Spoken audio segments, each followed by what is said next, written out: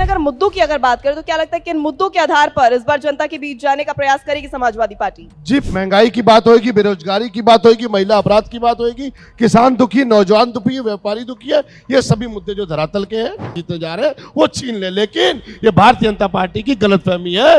हम लोग धरातल पे काम कर रहे हैं, हम धरातल पे काम कर रहे हैं, बूट टू बूट हमारे पीडीए प्रभारी काम कर रहे हैं। 27 में हम देख लीजिएगा समाजवादी पार्टी की सरकार बना के रहेंगे। जी, मतगणना के समय कि सिर पे कफन लेके हमारे कार्यकर्ता आज मतगणना पे खड़े होंगे ताकि डीएमएसपी को मैनिपुलेट ना कर सके। पीड़ित दुखी अगड़े जितने भी लोग दुखी हैं भारतीय जनता पार्टी के उत्पीड़न अत्याचार से, वो सारे पीडीए में आते। एक सवाल मेरा दे दीजिए। और अब जोरदार तालियों के साथ मंच पर स्वागत कीजिए समाजवादी पार्टी के प्रवक्ता श्री गौरव चाचरा जी का।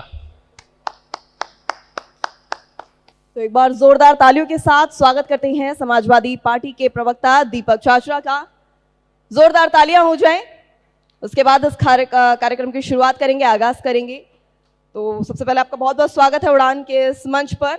बहुत बहुत धन्यवाद। मैं आपको बधाई दूंगा एफएम न्यूज को इतना बढ़िया कॉन्क्लेव करने के लिए जी। और आगे भविष्य के लिए भी मेरी हार्दिक शुभकामनाएं जी। तो चलिए सवालों की शुरुआत करते हैं जिसके लिए खास कॉन्क्लेव आयोजित किया गया है।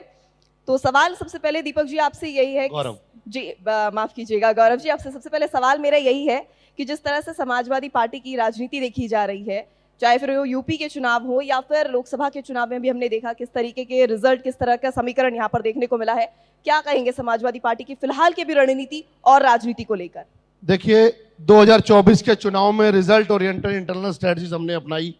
पीडीए का नारा दिया माननीय राष्ट्रीय अध्यक्ष श्री अखिलेश यादव जी ने, धरातल पे काम किया, उसका रिजल्ट सामने आया कि 37 सांसद हमारे लोकसभा में है। आज वही सेम रणनीति अपना के रिजल्ट ओरिएंटेड इंटरनल स्ट्रेटजीज के तहत पीडीए की रणनीति, इंडिया गठबंधन का साथ लेके हम 27 के चुनाव में जाएंगे। और निश्चित तौर में देख लीजिए 27 में उत्तर प्रदेश में समाजवादी पार्टी की पूर्ण बहुमत की सरकार होगी, माननीय अखिलेश यादव जी उत्तर प्रदेश के मुख्यमंत्री होंगे।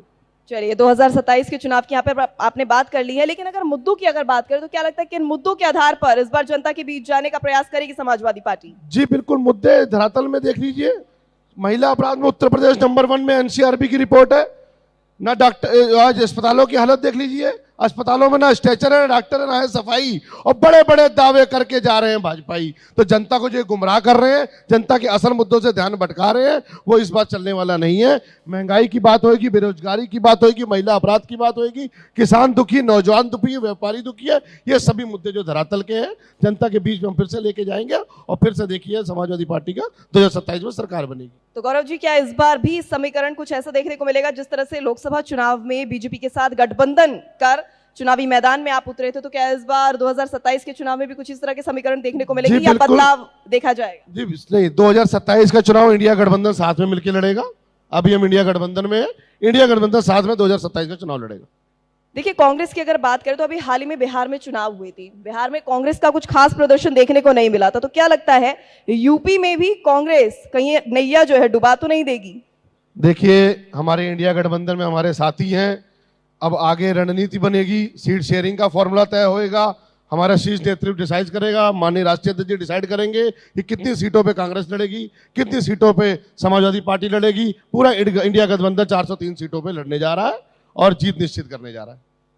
और आपसे अगर सहमति की बात की जाए, देखिए कांग्रेस है, तमाम जो घटक दल है महागठबंधन में, उनके साथ की अगर एक तरह से सहमति की बात करें तो किस तरह की अभी फिलहाल अंदरूनी सहमति बनी हुई है? शीर्ष नेतृत्व को लेकर अक्सर कांग्रेस पर निशाना साधा जाता है, क्या कहेंगे उस पर?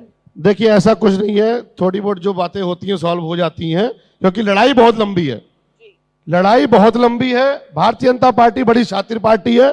पहले देखिए, चुनाव से पहले 2017 में क्या किया, इन्होंने वोट कटवाए, इन्होंने वोट डालने नहीं दिए, लोगों के बंदूक के दम पे वोट डालने नहीं दिए गए। ये सारी रणनीति आती कि हम इनको ओवरकम करते गए। 24 के चुनाव में फिर भी हम आगे निकल के झंडा उठा के, अब इन्होंने 25 में क्या उठाया, SIR का मुद्दा। SIR में देख लीजिए बिहार में कितने लोगों के वोट काट दिए गए। आज भी उत्तर प्रदेश में BLO को सरेआम कहा जा रहा है कि पिछड़ों के वोट काटो, अगड़ों के वोट जोड़ो।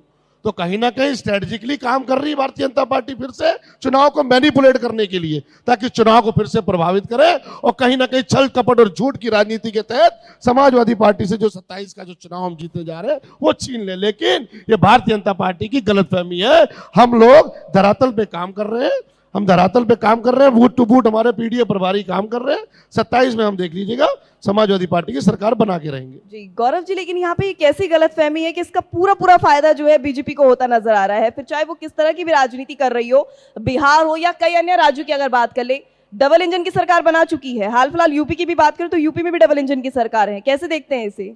देखिए 37 सांसद तो हमारे हैं, एक इंजन तो हमने छीन लिया, दूसरा इंजन हम छीन लेंगे 27 में। अब डबल इंजन की हमारी सरकार होगी, उत्तर प्रदेश फिर से खुशहाली और तरक्की के रास्ते में जाएगा। आपने एसआईआर की यहाँ पर बात करी, एसआईआर की प्रक्रिया को आप कैसे देखते हैं? अगर आपके ऐतराज की यहाँ पर बात की जा रही है, क्योंकि प्रदर्शन किया जा रहा है, पश्चिम बंगाल में भी देखा ममता बनर्जी लगातार प्रदर्शन कर रही हैं, तो असल मायनों में दिक्कत किससे है, एसआईआर से या एसआईआर के प्रोसेस से? देखिए अब जो होना था हो गया, एसआईआर से दिक्कत नहीं है। एसआईआर करने का जो प्रक्रिया का जो टाइमिंग है उससे दिक्कत है। बीएलओ की जान जा रही है, आप प्रेशर बना रहे हैं, टॉप टू बॉटम आपने प्रेशर क्रिएट कर रखा। आखिर ऐसी क्या जल्दबाजी है?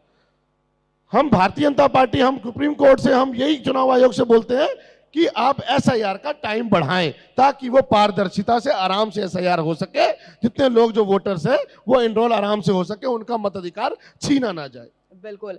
यहाँ पर मौजूद जो तमाम हमारे साथ कार्यक्रम में मौजूद लोग हैं, मैं उनसे भी अनुरोध करूंगी कि अगर उनके मन में भी कोई सवाल है तो वो सवाल सीधे सीधे पूछ सकते हैं, क्योंकि ये मंच बना ही इसलिए ताकि आपके विचार, आपके सवाल जो है यहाँ तक पहुंच पाए, आदान प्रदान उसका हो सके।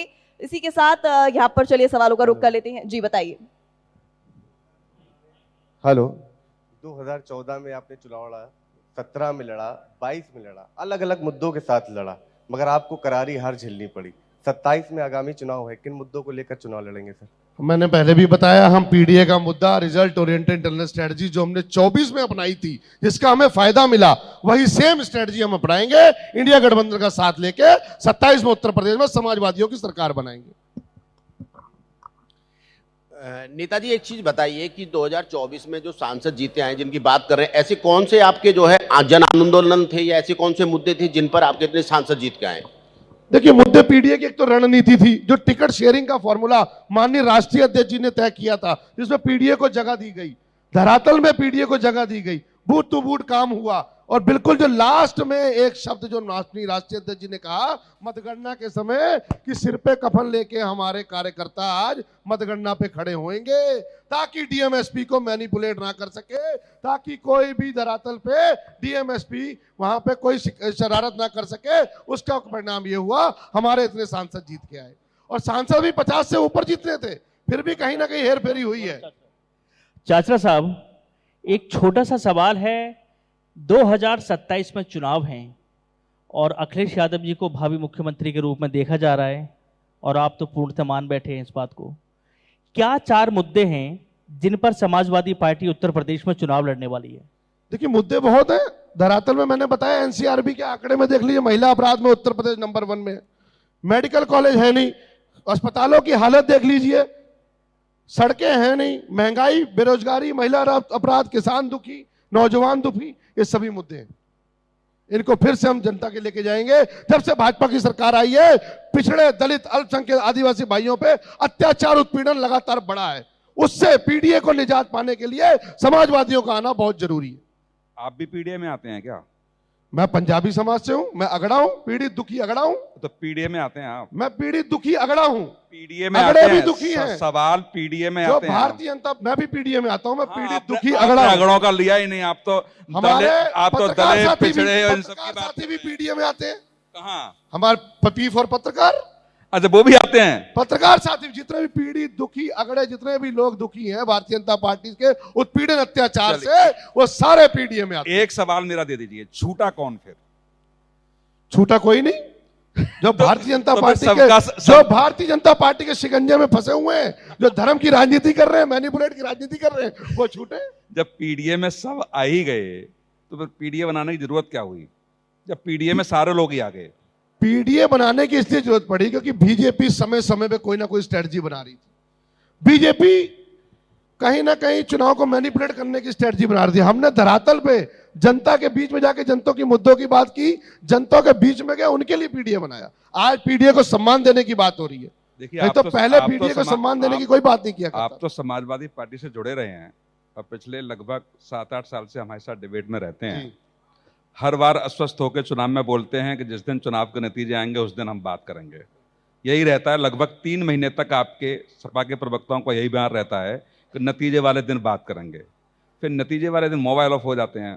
लेकिन 24 में तो नतीजे वाले दिन हम चाहते थे, ये लगातार रहता है, ये लगातार 24 में जब रिजल्ट आया, जब हम डिबेट में बोलते थे 8 घंटे पहले या 2 दिन पहले कि हमारी 50+ सीटें आ रही हैं, तो एंकर भी हमें ऐसे दिखता था, ऑफ द कैमरा कहता था गौरव जी कैसे यार, मैं कहा नहीं आ रही है। ये तो अखिलेश जी को भी नहीं पता था। ना ना ना ना ना, लोगों की हमारे पास 2 दिन पहले हमारा इंटरनल सर्वे इतना अच्छा था, मैं तारीफ देता हूं, हमारी पार्टी का इंटरनल सर्वे इतना अच्छा था कि 2 दिन पहले हमारे मोबाइल पे राष्ट्रीय अध्यक्ष जी ने कार्यालय से भेज दिया था कि 50+ सीटें आ रही है। जब मेरी 20 दिन पहले अखिलेश जी से बात हुई तो वो भी 10+ मान के चल रहे थे। देखिए आप जो मर्जी कहें, फिलहाल हमारे पास सबूत है। 2 दिन पहले हमारे पास मैसेज आ गया था कि डिबेट में आपने 50+ बोलनी है, क्योंकि इंटरनल सर्वे इतना धाकड़ हुआ था, हमें पता था जनता हमारे साथ है।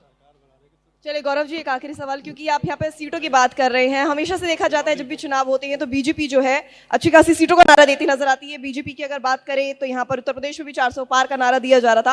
आप किस तरह का नारा देंगे 2027 के चुनाव को लेकर उत्तर प्रदेश के लिए? 2027 में पीडीए की सरकार, समाजवादियों की पूर्ण बहुमत की सरकार।